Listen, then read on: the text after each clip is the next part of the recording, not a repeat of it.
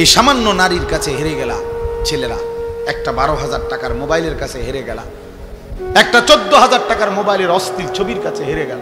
কোথাকার কোন নারী যার চিনো না শুনো না, তার কোনো চরিত্র নাই, আখলাক নাই, তার কোনো ইজ্জত নাই, আব্রু নাই। নর্তকীর আবার ইজ্জত কি, সম্মান কি? তো বেহায়া, বেপর্দা, অসভ্য নারী, তাকে দেখে দেখে সুস্থ সবল একটা সুন্দর জীবন যে যুবক নষ্ট করে দেয়, তোর চাইতে বড় আহাম্মক আর কে হইতে পারে? বেউকুফ, কি দেখে নষ্ট করলি নিজের? একটা বাজে, নোংরা, একটা দুশ্চরিত্রা নারীকে দেখে দেখে, যে নারী সারা পৃথিবীর জন্য নিজের ছবি ছেড়ে দিছে, এর কোনো লজ্জা শরম আছে কিছু? তাহলে এর চাইতে নিকৃষ্ট অসভ্য আর কেউ হইতে পারে? এটা কি পরিমাণ বেহায়া যে সারা পৃথিবীর জন্য নিজেরে ছেড়ে দিছে। দেখো সারা পৃথিবীবাসী, দেখো আমারে, দেখো আমার। পৃথিবীতে কোনো যুগেই কোনো কালেই অসভ্যতা, বেহায়াপনা, অশ্লীলতা কোনো কালেই কারো কাছে, কোনো ধর্মাবলম্বীদের কাছেই পছন্দনীয় না, পছন্দনীয় না। আফসোসের বিষয়। এই জন্য বাপ আমার, বন্ধু আমার, আমরা প্রত্যেকেই মনের চাহিদার বিরোধিতা করে আল্লাহর কোরআন এবং রাসূলের সুন্নাহ মতো চললে আমাদের আখিরাত নিশ্চিত। ইসলাহি মাহফিলের মূল ফিকির এটা, মনের চাহিদার বিরুদ্ধাচরণ। আমরা কিতাবের মধ্যে পড়ছি মানুষের মনের চাহিদা দুধ খাওয়া বাচ্চার মতো, বুঝছুনি? যে বাচ্চা দুধ খায় ওর মতো এই মনের চাহিদা মানুষ। মানে কি?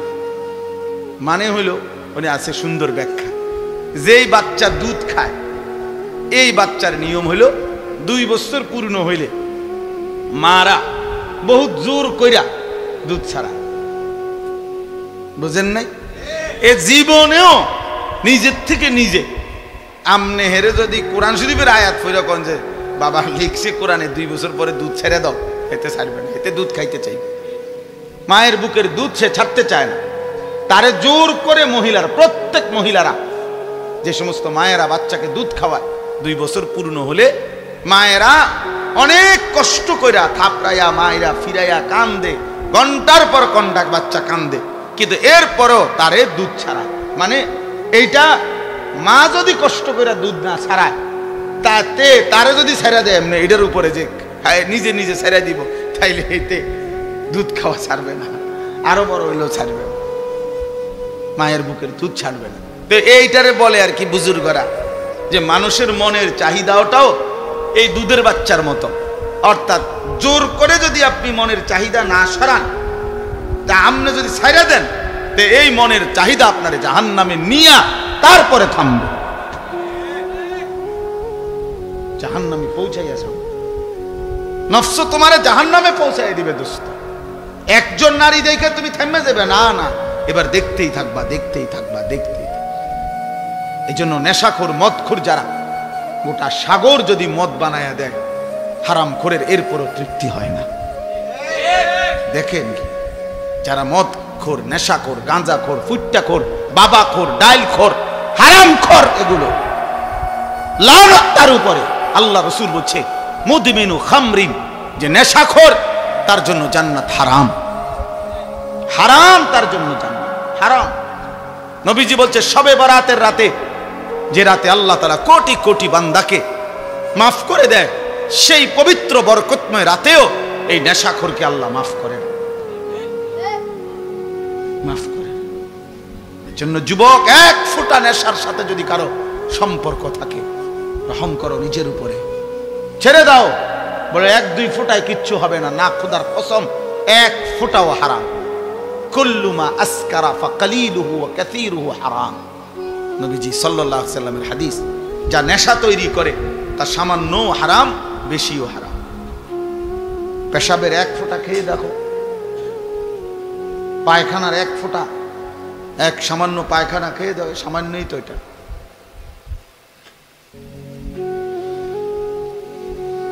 কোরআনুল কারীমের মধ্যে আল্লাহ তাআলা বলছেন নেশাখোর, স্পষ্টভাবে আল্লাহ তাআলা বলছেন এটা শয়তানের কাজ।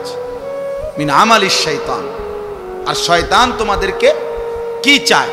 মদ এবং জুয়ার মাধ্যমে আইয়ুকিয়া বাইনাকুমুল আদাওয়াতা ওয়াল বাগদা, শত্রুতা বিদ্বেষ তৈরি করে। ওয়ায়াসুদ্দুকুম আন যিকরিল্লাহ, আল্লাহর স্মরণ থেকে সরিয়ে রাখে মদ জুয়া। ওয়া আনিস সালাহ, এবং 5 ওয়াক্ত নামাজ থেকে ফিরিয়ে রাখে। আল্লাহ বলছে ফাহাল আনতুম মুনতাহুন, হে আমার ইমানদার বান্দা, তাহলে এতগুলো ক্ষতিকর কথা শুনে তুমি কি মদ এবং জুয়া থেকে ফিরবে না? তাফসীরের মধ্যে আছে বন্ধু, কোরআনের তাফসীরে আছে, এ আল্লাহ যখন এই আয়াত নাজিল করছে ফাহাল আনতুম মুনতাহুন, হে আমার ইমানদার বান্দারা, মদ এবং জুয়ার থেকে তোমরা তাহলে ফিরবে না, ফিরবা না? তো সাহাবায়ে কেরাম সবাই তখন নবীজির সামনে যারা উপস্থিত শুনছে নবীজির জবানে এই আয়াত সাথে সাথে সাহাবীরা বলছে, 2 হাত তুলে আল্লাহকে সাক্ষী রেখে বলছে, ইয়া রাব্বি কাদ ইনতাহাইনা, হে আল্লাহ আমরা ছেড়ে দিলাম। এজন্য এখনো তোমরা সবাই বলো যে আল্লাহ আমরা ছেড়ে দিলাম। বলেন, হাত উঠান, বলেন আমরা আল্লাহ ছেড়ে দিলাম। আল্লাহ তৌফিক দান করেন। অর্থ হলো আমরা সবাই নেশা করি, আমি এটা বলি নাই। বুঝানোর উদ্দেশ্য হলো যে আল্লাহর নাফরমানি থেকে আমরা বিরত থাকবো। একক ব্যক্তিকে তো দাঁড়া করানো লজ্জার বিষয়, এজন্য সবাই মিলে হাত তুলবে। নির্দিষ্ট একদিন একজনকে চিহ্নিত করা, এটা তো তার জন্য আত্মমর্যাদার বিষয়। আল্লাহ বুঝার তৌফিক দান করেন। প্রিয় ভাই আমার, বাপ আমার, আমাদের এটা উচিত। আমি যে 3টা আয়াত পড়ছি, এই 3টা আয়াতের সূরা বাকারার মূল বক্তব্য এই কথাটা যে নিজের ঈমান শুধু জবানের উচ্চারণ যথেষ্ট না, বরং কর্মের প্রমাণ দিলে মুমিন হয়, মজবুত হয়, ঈমান মজবুত হয়, ঈমান ঠিক থাকে। যদি কেউ জবানে তো বলে আমি আল্লাহকে মানি, আখিরাতকে মানি, কিন্তু কর্মে আমলে বাস্তবে ঈমান ইসলামের যদি তার মধ্যে নমুনা না থাকে, খোদার কসম আল্লাহ বলছে সেই মুমিন না, সে মুনাফিক। এই আয়াতে এটা বলছে মুনাফিকের চিহ্ন, অমিনান নাসি মান ইয়াকুলু আমান্না বিল্লাহি ওয়া বিল ইয়াউমিল আখির। আল্লাহ বলেন বহু মানুষ আছে এমন যারা জবানে বলে আমি আল্লাহকে মানি, মুখে পরিষ্কার বলতেছে আমি আল্লাহকে মানি, আখিরাতকে মানি, কিন্তু আল্লাহ নিজে বলতেছে ওয়া মা হুম বিমুমিনিন, না না না, এরা মুমিন না, এরা মুনাফিক। এজন্য প্রিয় বন্ধু, জবানে আল্লাহকে মানি, এটা যে কাউকে জিজ্ঞেস করলে এখানে বলবে আমি আল্লাহকে মানি। আখিরাত মানো কিনা? বলবে হ্যাঁ মানি। তাহলে যদি আল্লাহকেই মানো, আখিরাতকেই মানো, তো চেহারা এমন কেন? সেজদা ছুটে গেছে যে ভাইয়ের, যেই বাবার, কেন নামাজ ছুটে গেল? আল্লাহকে মানলে নামাজ পড়লেন না কেন? আখিরাতকে মানলে নামাজ পড়লেন না কেন? আপনি বলতেছেন ক্ষুধার্ত, তো ভাত খাচ্ছেন না কেন? বলতেছেন পিপাসার্ত, তো পানি পান করছেন না কেন? বলতেছেন জান্নাত পেতে চাই, তো সেজদা দিচ্ছেন না কেন? বলছেন জাহান্নাম থেকে বাঁচতে চান, তো হারাম ছাড়ছেন না কেন? বলেন কেন ছাড়ছেন না? ইনসাফের সাথে বলেন। প্রিয় ভাই, নিজের উপরে দয়া করুন।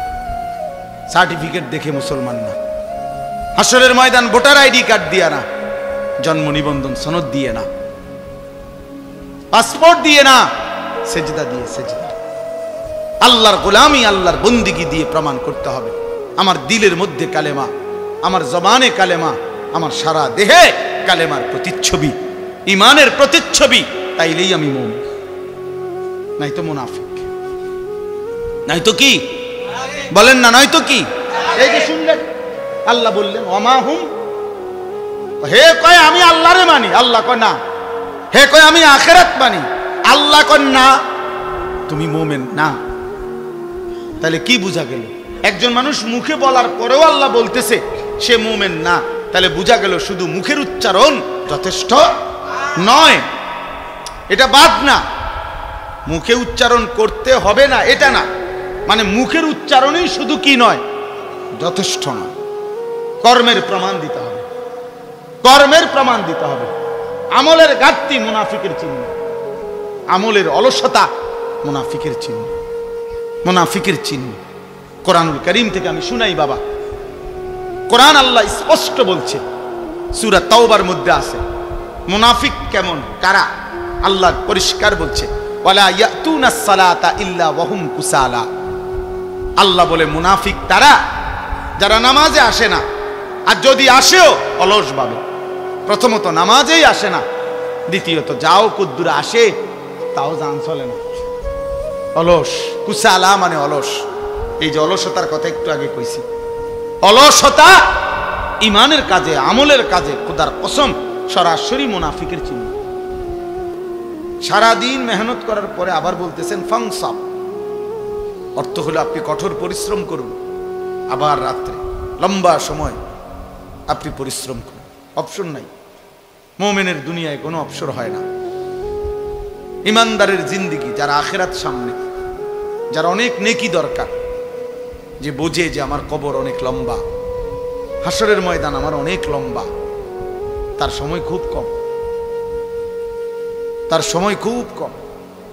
হাদিসের মধ্যে আছে এক মুমিন সামান্য সময় আল্লাহর স্মরণ থেকে সরে থাকা, ভুলে যাওয়া, এটাকে মনে করে যেন তার উপরে এক পাহাড় ভাঙ্গা পড়ছে।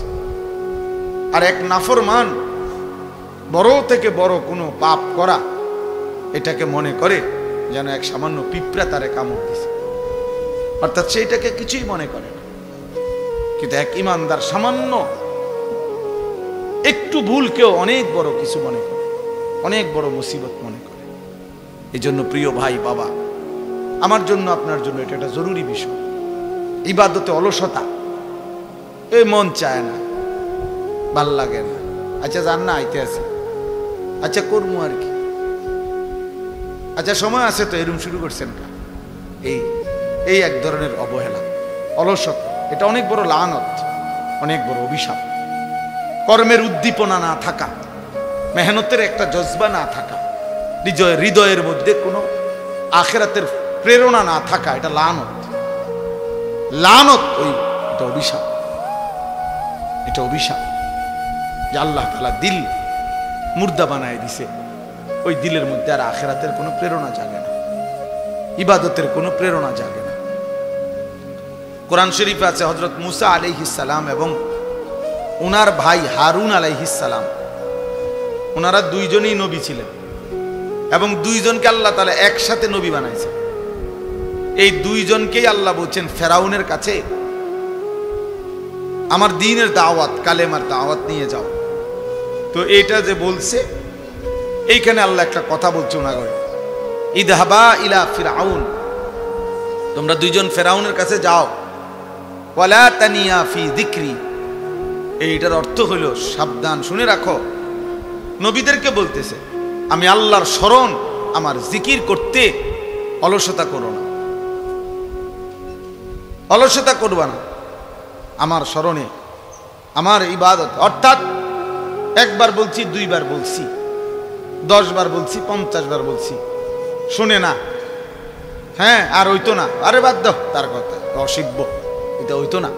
না, আল্লাহ বলছে সাবধান, এইটা বলা যাবে না, কোন রকমের অলসতা করা যাবে না, অলসতা করা যাবে না, বরং বলতেই থাকো, বলতেই থাকো, বলতেই থাকো, আল্লাহর বান্দাকে বলতেই থাকো, বলতেই থাকো। এই জন্য দোস্ত, অলসতা, অবহেলা অনেক বড় অভিশাপ। কোরআনুল কারীমে আছে আল্লাহ তাআলা আমাদের নবী সাল্লাল্লাহু আলাইহি ওয়াসাল্লামকে বলছেন, নবীজিকে বলছেন সরাসরি, ওয়ালা তাকুম মিনাল গাফিলিন, প্রিয় বন্ধু আমার, আপনি গাফিলদের অন্তর্ভুক্ত হবেন না। এইমাত্র মাওলানা বলতেছিল এই আয়াত, যে আল্লাহ তাআলা বলছে 3 শ্রেণীর মানুষকে অনুসরণ করবেন না। আমি এই ওযু করতে করতে কদ্দুর শুনছি, আমার এটা তবিয়ত, আলহামদুলিল্লাহ, চেষ্টা করি যে তোমার লোক কথাও কইছি, হে কি কইছে এটাও শুনছি। সেইটা বলছে, ওয়ালা তুতি মান আগফালনা কলবাহু আন যিকরিনা ওয়াত্তাবা হাওয়াহু ওয়া কানা আমরুহু ফুরুতা, সূরা কাহফের আয়াত। আল্লাহ তাআলা বলেন, হে নবী, 3টি বদ অভ্যাস যার, আপনি তার অনুসরণ করবেন না, তার সাথে চলবেন না। তার সঙ্গী হবেন না এই ফালতু লোক। এক নাম্বার হলো যার অন্তর আমি আল্লাহর স্মরণ থেকে গাফেল। 3 ঘন্টা তার লগে চললেন, 8 ঘন্টা তার লগে একসাথে উঠা বসা করলেন, নাফরমানের মুখ দিয়ে একটা বার আল্লাহর নাম আসলো না, একটা ফালতু লোক, একদম ফালতু বেটা। লাখ লাখ যুবক তোদেরকে শেষ করে দিছে বেটা, ওই অসভ্য বন্ধু নামের শয়তান। 10 ঘন্টা যেই নাফরমানের সাথে চলার পরেও ওই হাইওয়ানের মুখ দিয়ে একটা বার আল্লাহর নাম বের হয়। এরই মাঝে জোহরের আজান চলে গেছে, আসরের আজান চলে গেছে, মাগরিবের আজান হয়ে গেছে, এশার আজান হয়ে গেছে। বেঈমান একটাবার বলেও না কিরে তুইও মুসলমান আমিও মুসলমান, নামাজ পড়তি না। এত বড় অসভ্যের সাথে চলতে নাই, এত বড় অসভ্যের সাথে চলতে নাই। যার অন্তর আল্লাহর স্মরণ থেকে গাফেল, যার কলিজায় আল্লাহর স্মরণ আছে, তার জবান দিয়া এমনিতেই আল্লাহর নাম বের হয়।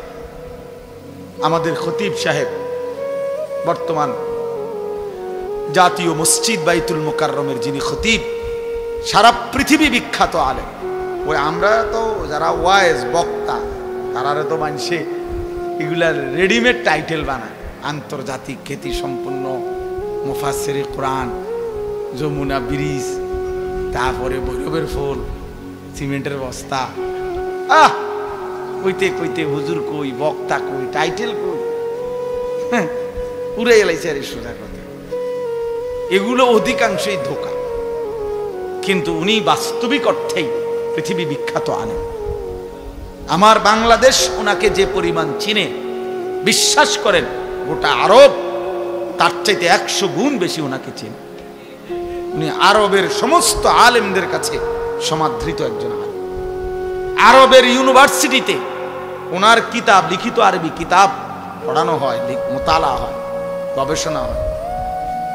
এই বর্তমান যিনি খতিব সাহেব, এই সহজ সরল এই মানুষটা আমাদের কুমিল্লার গর্ব, মনোহরগঞ্জের সন্তান।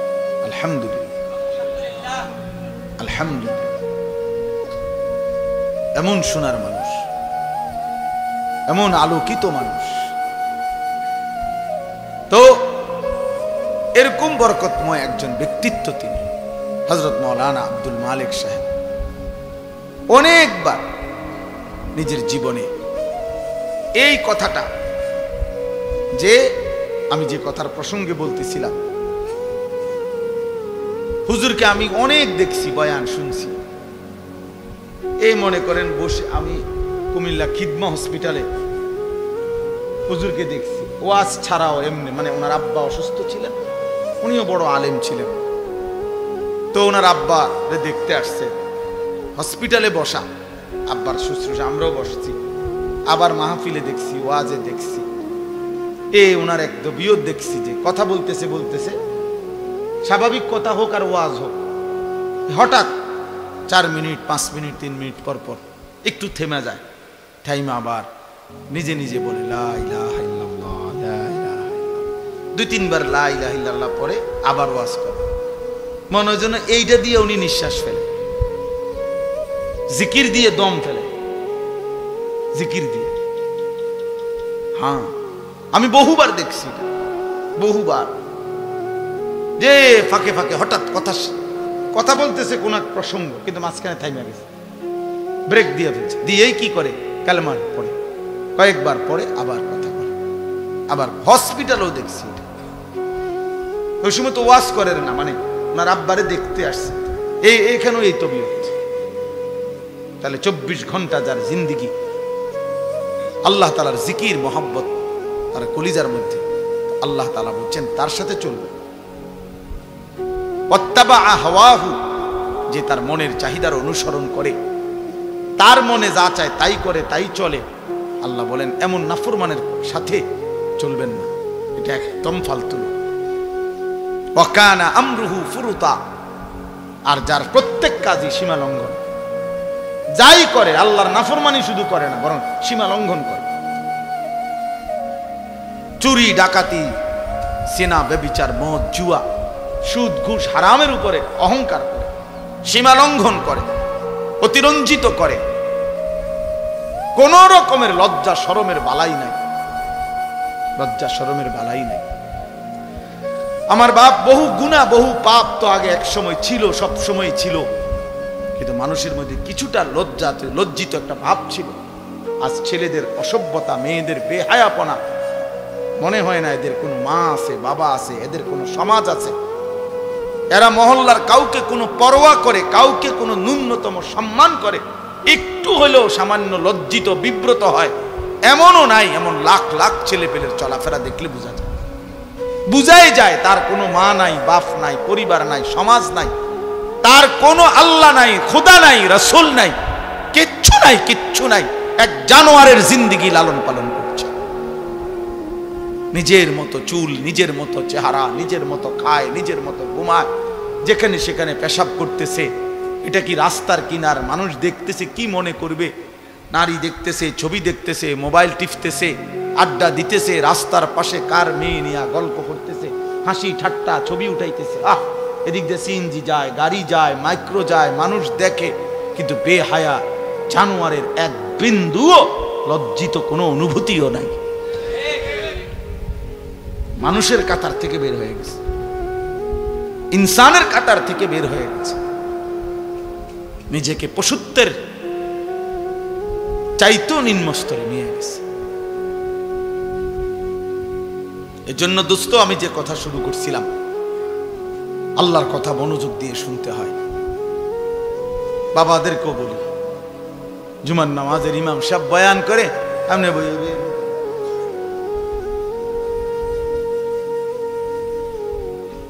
জিমা বইয়া বইয়া জিমা বর্ষি দিয়া মাছ ধরে।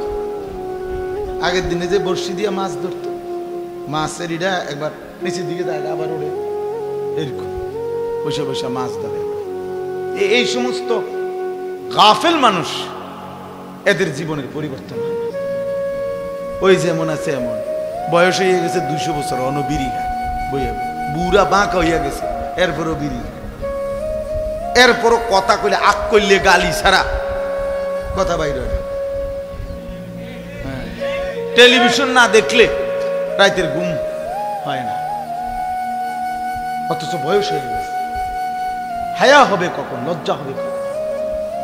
আল্লাহ নবী সাল্লাল্লাহু আলাইহি ওয়াসাল্লাম বলেন, 1.25 লক্ষ নবীদের, সমস্ত নবীদের আমলে আসমানি এই সিদ্ধান্ত আল্লাহ পাকের পক্ষ থেকে, সব নবীদের আমলে এই ওয়াহী ছিল। মানে এই কথাটা যেটা আমি কইতেছি, নবীজি সাল্লাল্লাহু আলাইহি ওয়াসাল্লাম বলছেন, আল্লাহ তাআলা সমস্ত নবীদের আমলে এই কথাইটার ওয়াহী ছিল। এটা এই সিদ্ধান্ত ছিল যে ইজা লাম তাস্তাহি ফাসনা মা শি'তা। এই কথাইটা সকল আসমানি ওয়াহীতে, সব যুগের কথা এটা, যে যার হায়া নাই সে যা ইচ্ছা তাই করে, যার লজ্জা নাই, যার লজ্জা নাই। নিজে যেহেতু লুঙ্গি দিয়া মুখ ডাক্কা লাইছে, এবার নিজে নিজে আমি কাউরে দেখি না। আরে তুই তো দেখস না, কিন্তু মানুষ তো তোর নিচটা দেখে না, হেতে আমি কাউরে দেখি না। আরে তোমার তুই দেখস না, এটা তো আমিও বুঝছি, কিন্তু মানুষে যে দেখে, মানুষে দেখলে কি, আমি তো দেখি না। নিজে কি ডাক্কা লাইছে, বুঝেন নাই কথাটা? লুঙ্গি আলগি দিয়া মুখ ডাক্কা লাইছে, এবার নিচটা মানুষ দেখলে কি, মানুষে দেখলে মানুষে, আমি তো দেখি না। আল্লাহ আমাদেরকে বুঝ দান করে। প্রিয় ভাই, একজন হলে একজনই বুঝতে শেখো ভাইয়া। আত্মসম্মান, আত্মমর্যাদা বোধ অনেক বড় নিয়ামত। আত্ম উপলব্ধি এই ইসলাহি মাহফিলের মূল মাকসাদ। নিজের বিবেককে জাগান, ইসলাহে নফস। ইসলাহি মাহফিল মানে ইসলাহে নফস, নফসের ইসলাহ, আমার মনের চাহিদার সংশোধন, আমার মনের চাহিদার নফসের চাহিদা, মনের চাহিদা, যা মন চায় তাই করা। এটা মুসলমান বলে না বাপ, এর মানুষও বলে না, খোদার কসম এর মানুষ বলে না। কোরআনুল কারীম বলছে যে মনের ইচ্ছা মতো চলে সে জানোয়ার, আনআম, চতুষ্পদ জন্তু, অথবা তার চাইতে নিকৃষ্ট। বালহুম আদাল্লু সাবিলা, মনের ইচ্ছা মতো চলেছে। কোরআন তাকে মানুষ বলে নাই, মুসলমান তো দূরে থাকে। মনের ইচ্ছা মতো চলার কোনো সুযোগ নেই।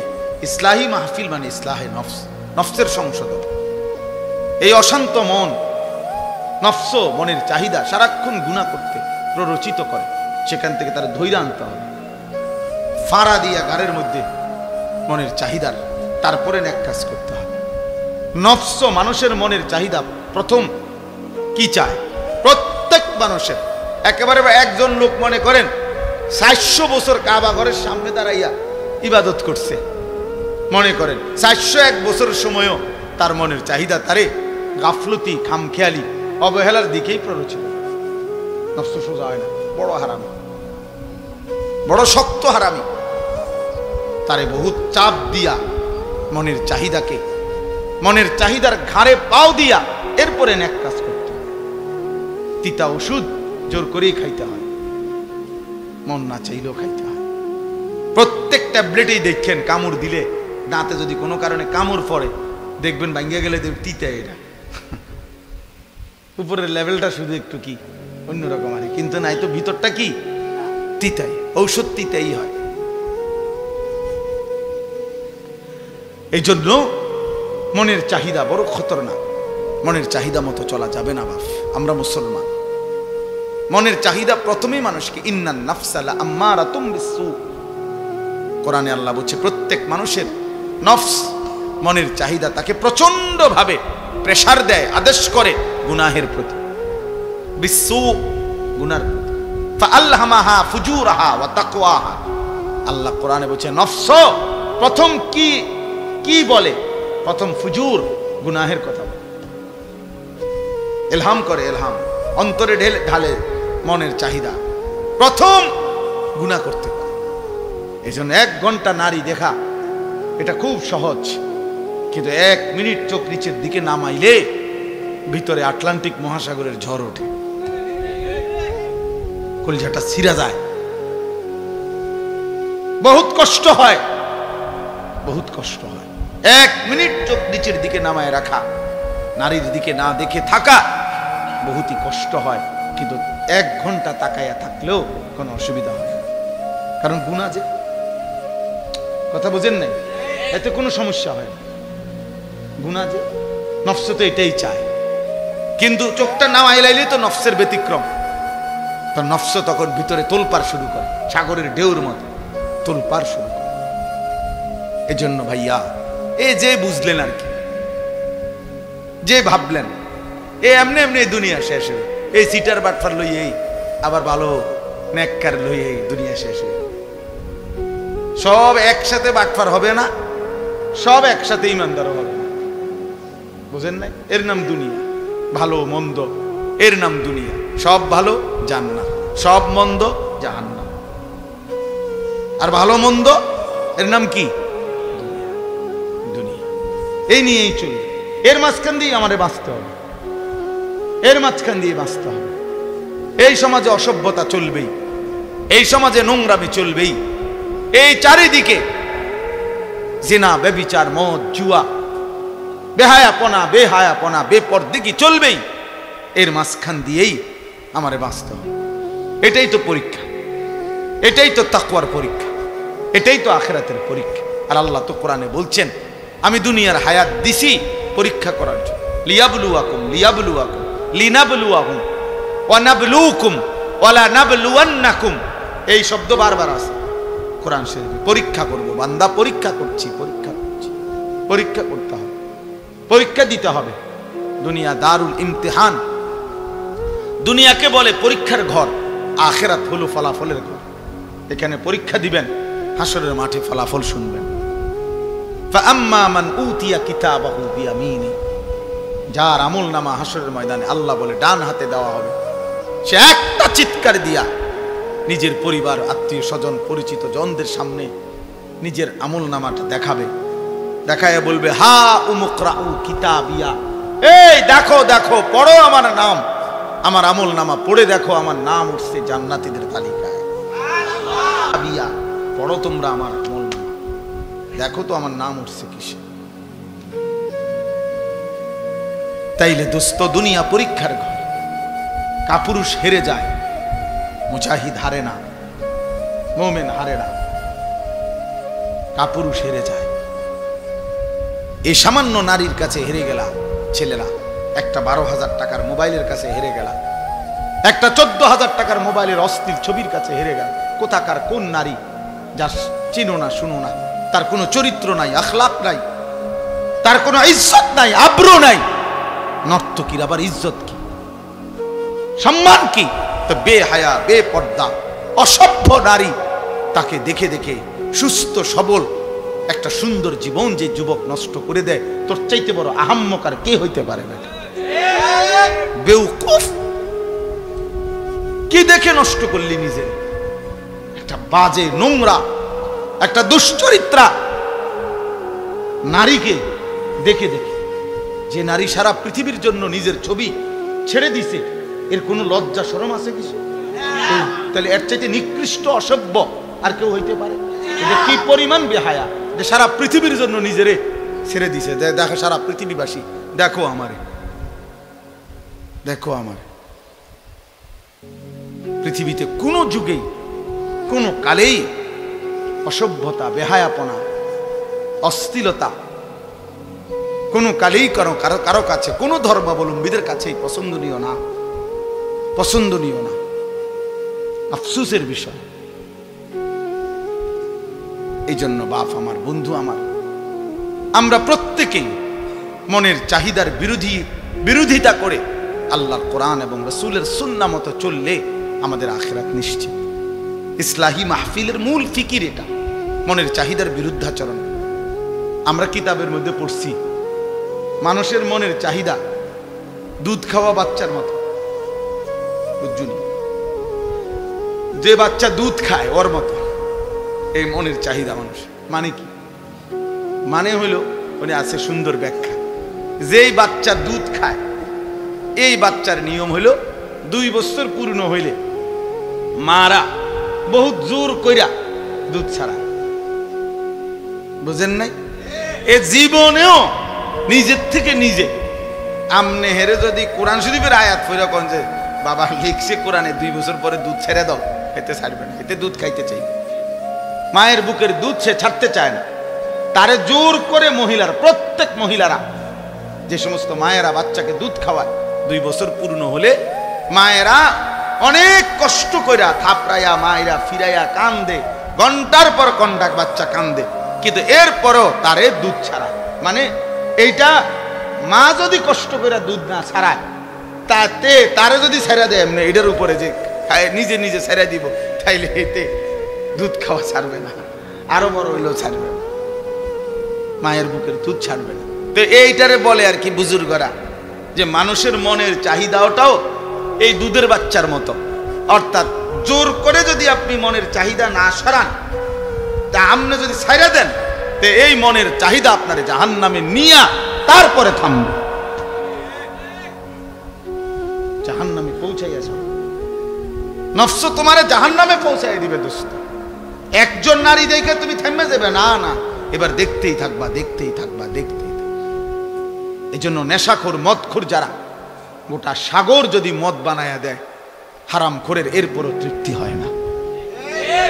দেখেন কি যারা মদখোর, নেশাখোর, গাঁজাখোর, ফুট্টাখোর, বাবাখোর, ডাইলখোর, হারামখোর, এগুলো লানত তার উপরে। আল্লাহ রাসূল বলছে মুদমিনু খামরিন, যে নেশাখোর তার জন্য জান্নাত হারাম, হারাম, তার জন্য জান্নাত হারাম। নবীজি বলছে শবে বরাতের রাতে, যে রাতে আল্লাহ তাআলা কোটি কোটি বান্দাকে মাফ করে দেয়, সেই পবিত্র বরকতময় রাতেও এই নেশাখোরকে আল্লাহ মাফ করে না, মাফ করে। জন্য যুবক, 1 ফোঁটা নেশার সাথে যদি কারো সম্পর্ক থাকে, রহম করো নিজের উপরে, ছেড়ে দাও। বলে 1-2 ফোঁটায় কিচ্ছু হবে না, না, খোদার কসম 1 ফোঁটাও হারাম। কুল্লু মা আসকারা ফাকালিলুহু ওয়া কাসীরুহু হারাম। নবীজি সাল্লাল্লাহু আলাইহি সাল্লামের হাদিস, যা নেশা তৈরি করে তা সামান্য হারাম, বেশিও হারাম। পেশাবের 1 ফোঁটা খেয়ে দেখো, পায়খানার 1 ফোঁটা, এক সামান্য পায়খানা খেয়ে দাও, সামান্যই তো এটা।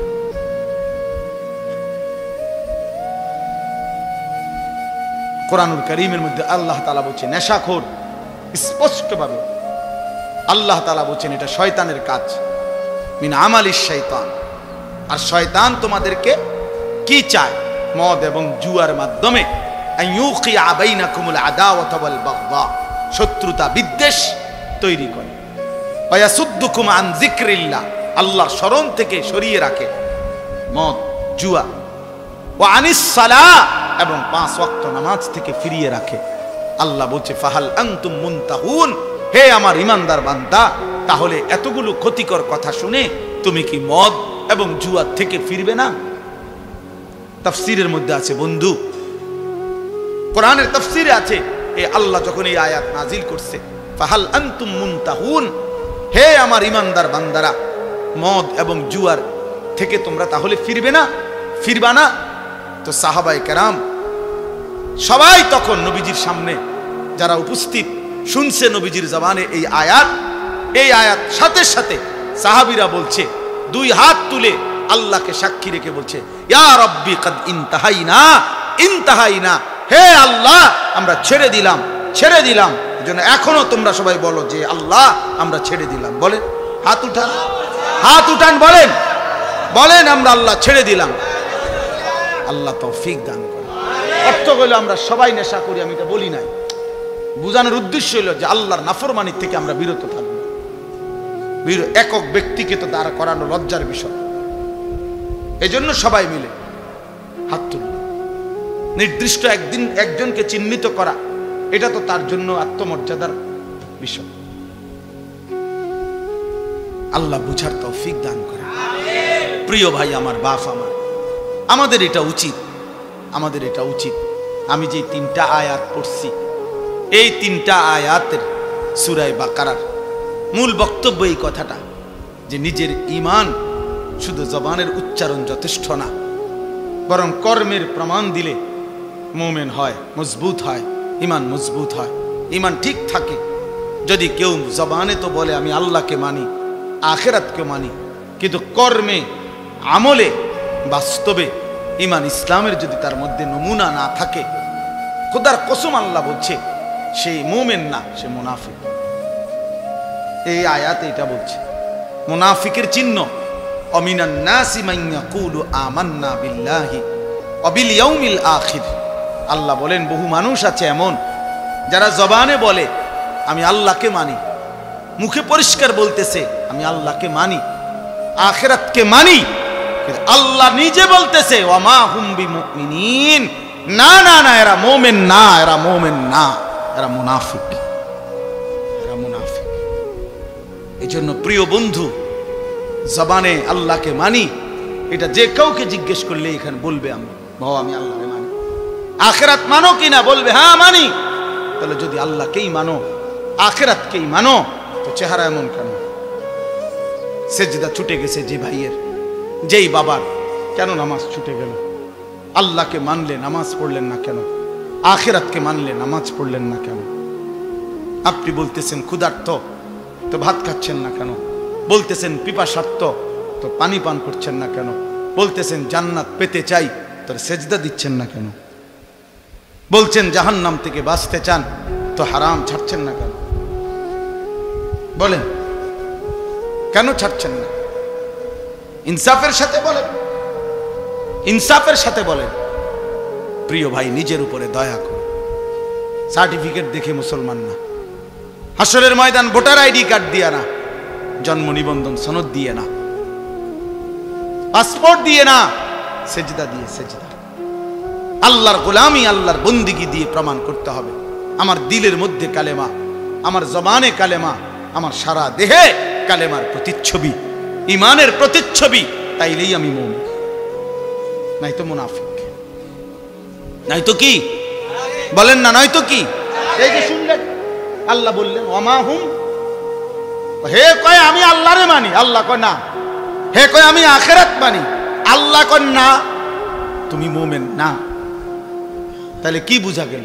একজন মানুষ মুখে বলার পরেও আল্লাহ বলতেছে সে মুমিন না, তাহলে বোঝা গেল শুধু মুখের উচ্চারণ যথেষ্ট নয়। এটা বাদ না, মুখে উচ্চারণ করতে হবে না এটা না, মানে মুখের উচ্চারণই শুধু কি নয়, যথেষ্ট নয়। কর্মের প্রমাণ দিতে হবে, কর্মের প্রমাণ দিতে হবে। আমলের ঘাটতি মুনাফিকের চিহ্ন, আমলের অলসতা মুনাফিকের চিহ্ন, মুনাফিকের চিহ্ন।